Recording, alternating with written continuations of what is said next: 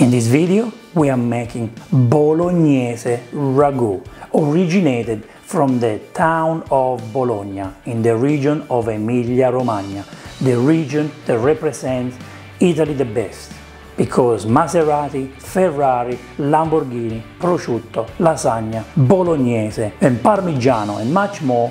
That's the region where all these beautiful dishes come from. I want to show you the authentic recipe to make a fantastic Bolognese sauce, Bolognese ragu. Are you ready?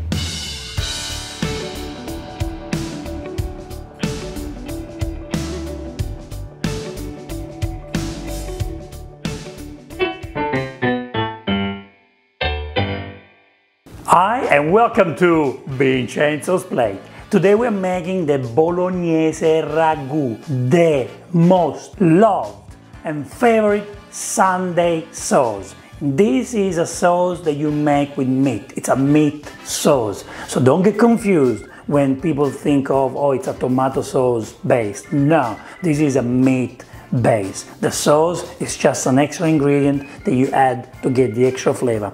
So let's get into it. Let's learn how to make an authentic Bolognese ragu, known as Bolognese sauce. To make a top quality Bolognese ragu, we need top quality ingredients, and we start by saying that we need 500 grams of top quality beef and about 200 grams of top quality pork. So we're talking about ground beef, ground pork. Why do we need pork and beef? Now, originally you can just use beef, but I think the pork will take the flavors to the next level. The other important ingredient is 150 grams of pancetta. We want to use a nice, good sized onion, 1 carrot and 1 celery stick. Then we need to use a good quality. You can use a passata or use a basil tomato sauce. Of course, I'm using my basil tomato sauce, and it's about 500 mils. So it's like 1 bottle of passata or 1 bottle of Vincenzo's Plate tomato sauce, top quality extra virgin olive oil, a glass of white wine, and then we need 2 glasses of water. Last but not least, salt and pepper, and an ingredient that I like to use. You don't have to, but I like to use my oregano for my meat. The first thing that we want to do is we want to cut them into small pieces. So the pancetta is the ingredient that you must use because it will give the right kick to your Bolognese. There is no Bolognese without pancetta. So this is probably the most important ingredient together with your beautiful beef and pork. Now the onion, we want to cut the onion and use the whole thing, okay? What we're going to do with these ingredients, we are going to blend them together. So anyway, we cut the sides here of the carrot, and I do like to use the skin of the carrot. You don't have to, you can peel it off. Celery, cut the bottom part, and again, cut into pieces, and then we blend. So when I say blend, we do kind of break it together in there. It's like passing it in the MINCE, you know? But we don't do that. We just mix together the ingredients. And what we do now, we just blend it. Just like that. As you can see, our ingredients here are breaking there, and that's what you want. And here it is. We have a beautiful mix done here. We need to start by doing the soffritto. And what we do is we want to warm up a nice pan. I've got a nice pan, and we put about 4 to 5 tablespoons of extra virgin olive oil. Here is a beautiful mix that we blended before, and what we do is we want to wait for the oil to warm up and gently cook our ingredients, okay? So we start putting them in. So on a medium heat, you cook them until we get the beautiful caramelized flavor. You wanna brown the onion, but honestly it's a process that will take about 10 minutes. Oh yeah, the smell in the kitchen right now must be divine. After about 10 delicious minutes smelling the soffritto, it's time to put the meat. So we have beef, mince, and the pork. And what we do right now as we cook it, we break it with a spoon. And we want to make sure that the ingredients mix well together, okay? See, at this point, you do want to smell the ragu. At this point, you want your kitchen to smell like a ragu. This is where the magic begins, okay? So we want to turn it around to make sure all the pieces of meat are nice and brown. And now we need to start adding the flavors to our bolognese. So the first flavor that we're going to add is the salt. Salt, we need to be generous with the salt, and we stir. Okay, now at this point many people have different choices of kind of herbs to use. I like to use oregano. For me, oregano, it's a great addition to add to the meat. It don't have to put too much. Now that we have the oregano, we are going to add the wine. Okay, and we have a glass of white wine that I'm going to add in the sauce. What the wine is going to do, the wine is going to evaporate in really no time. You know, in about 5 minutes, the wine is going to evaporate. Honestly, don't worry about it. If you don't like wine, just put a little bit of stock maybe, okay? Let's wait about 5 minutes now for the wine to evaporate before we add the tomato sauce. So when do you know when your alcohol evaporated? Well, as you can see the bubbles there? Well, that's showing you that the alcohol is evaporating. The alcohol is cooking. So it's pretty much gone. A couple of more minutes and we are safe to add the tomato sauce. And this is the moment when we can start counting down.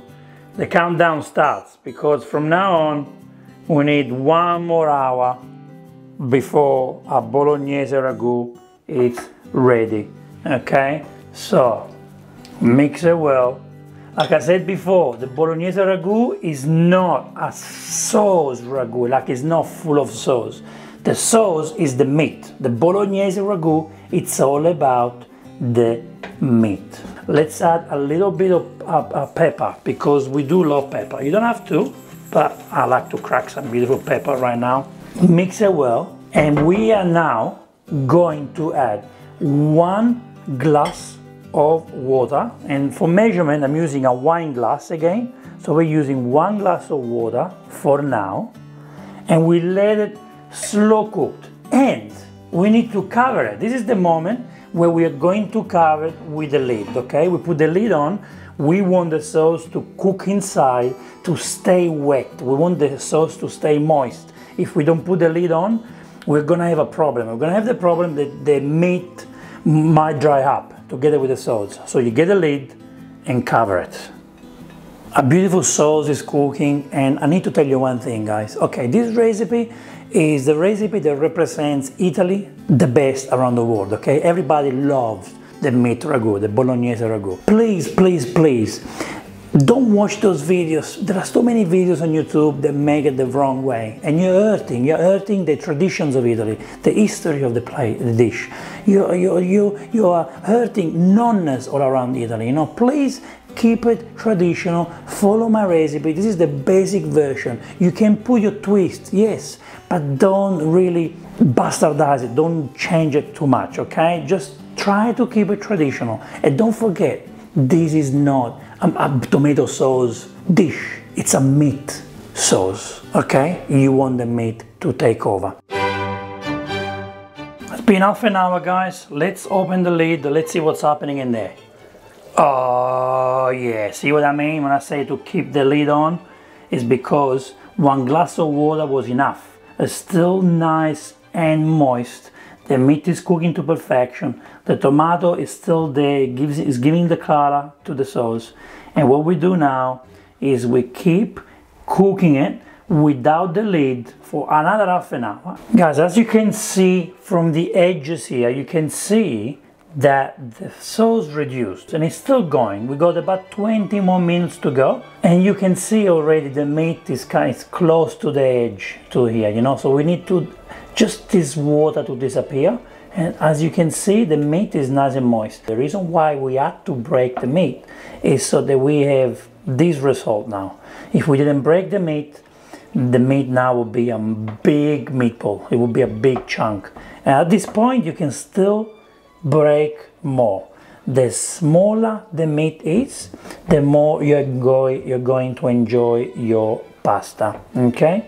Guys, it is important that you stir the sauce every 10 to 15 minutes because you don't want the meat to get stuck to the bottom. And look at that. 20 more minutes to go, guys. 20 more minutes! And here we have our beautiful sauce. And as you can see, all the water disappeared. And look how nice and thick this is right now. Look at that. This is what we want. Look how beautiful this meat is. Now don't worry about the water because this is going to be absorbed by your pasta. So this is a good consistency that you want. There are some people at this point put cream or put milk. Yes, you can still do it, but I like it just the way it is. Look how beautiful this is. So I'm not going for the milk, but again, up to you. For the Bolognese ragu, Bolognese sauce, what pasta are we using? Now, you can use spaghetti like you've been doing all your life, but you are not going to enjoy the dish as much as you must enjoy. The reason why is because the spaghetti are so thin and the meat doesn't actually stick on it, and when you get the fork you're missing out the texture in your mouth, that beautiful combination in your mouth. If you use pappardelle, tagliatelle, fettuccine, the reason why it's best and the right way is because first it's egg pasta, so they absorb the sauce more, and the meat gets stuck on the pasta. So when you get the fork of tagliatelle, you have a nice combination of pasta and meat in your mouth, okay? You don't want to use spaghetti anymore, trust me. If you want to use a dry pasta, use penne or rigatoni, that's the best one, rigatoni or ziti, simply because the meat goes inside, and again, you have the combination of flavors, the combination of meat and pasta. Now that our sauce is ready, what we're going to do is we are going to cook the pasta. We are going to add a nice tablespoon of rock salt. I'll put it inside. Now, always follow the instruction on your packet, okay? I'm using egg tagliatelle, but it's dry egg. It takes about 7 minutes for this. If you make your fresh pasta, it will probably take about 4 minutes for the pasta to be cooked. Oh my God, so nice. I know what you're about to ask. You're going to say, but that's too much sauce for me. What am I going to do with all that sauce? Well, you use what you need for lunch or for dinner, and what's left, you are going to freeze it. Oh yes, you can put it in the fridge for about 5 days, or you can freeze it. You can put it in a bag, in a Ziploc bag, or you can put it in plastic containers.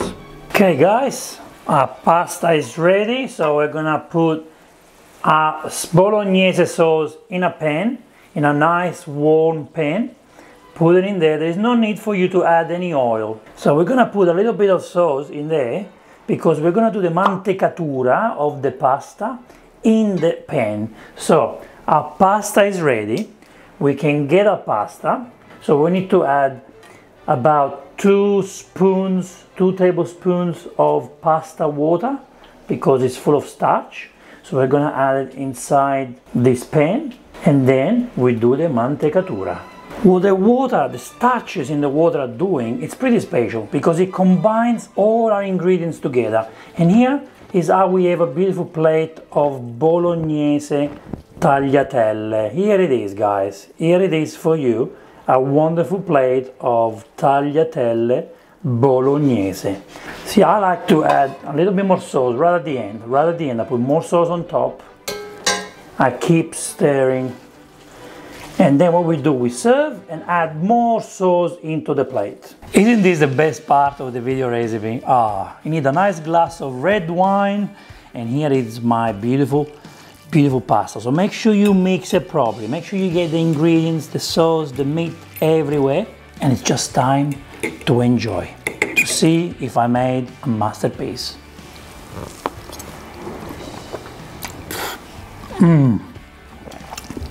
That's what I meant when you need to use the egg pasta like tagliatelle. See, on my fork I get the meat, I get a beautiful silky texture from the pasta, beautiful juicy tender meat full of flavors, and all together in my mouth. You know, you can't get this experience with spaghetti. This is just a wonderful pasta. Now I know why it's such a popular pasta. So thank you so much for watching this episode. We will see you in the next Vincenzo's Plate video recipe. E ora si mangia. Vincenzo's Plate. Oh yeah. Yum. It melts in my mouth. It melts in my mouth.